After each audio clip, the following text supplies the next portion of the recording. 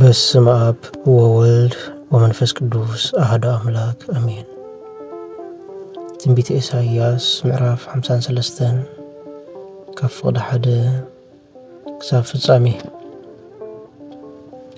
ነዚ ምስክርና መን ኣመኖ ቅልጽም እግዚኣብሔር ንመን ተጋሃደሉ ኣብ ቅድሚኡ ከም ጨንፈርን ከምቲ ካብ ንቑጽ ምድሪ ዝወፅእ ሱርን ጨብጨበ መልክዕን ውቃበን ኣይነበሮን ምስ ረኣናዮ ዘብህግ ትርኢት ኣይነበሮን ንዕቑን ብሰብ ድርበይን እዩ በዓል ስቓይ ብሕማም ሉደይ ከምቲ ኣብ ቅድሚ ገጾም ዝግልበቡ ሰብ እተዋረደ እዩ።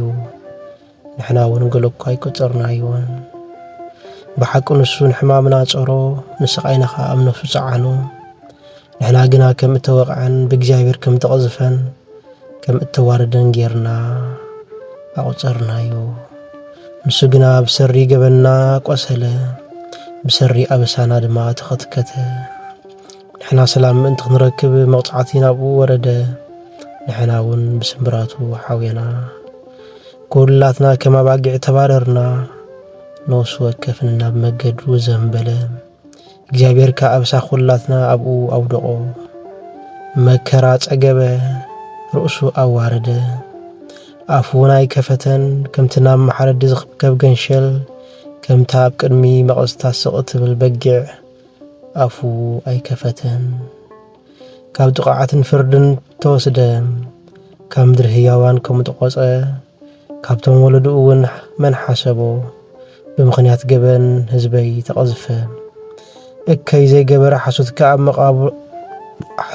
ኣብ ኣፉ ዘይተረኽበ ክነሱ መቓብሩ ምስ ረሲኣን ገበሩ። ብሞቱ ግና ምስ ሃብታማት ኮነ። እግዚኣብሔር ግና መከራ ክሕምሽሾ ፈተወ። ነፍሱ ንመስዋዕቲ ኃጢኣት ምስ ወፈያ ዘርኢ ክርኢ መዓልታቱ ከነውሕ እዩ። ፍቓድ እግዚኣብሔር ከኣ ኣብ ኢዱ ክሰልጥ እዩ። ጻማ ነፍሱ ክርኢ ክጸግብውን እዩ። እጻድቕ ባርያ ብፍልጠቱ ንብዙሓት ክጽድቕ ኣብ ወስኦም ድማ ባዕሉ ክጸውር እዩ። ነፍሱ ንሞት ስለ ዝወፈያ ምስ በደለኛታት ከኣ ስለ ዝተቖጽረት ስለዚ ግዲኡ ምስ ዓበይቲ ክማቐሎ እዩ። ምርኩኡ እውን ምስ ሓያላት ክማቐል እዩ። ግናኸ ኃጢኣት ብዙሓት ጸረ ምእንቲ በደለኛታት ከኣ ለመነ።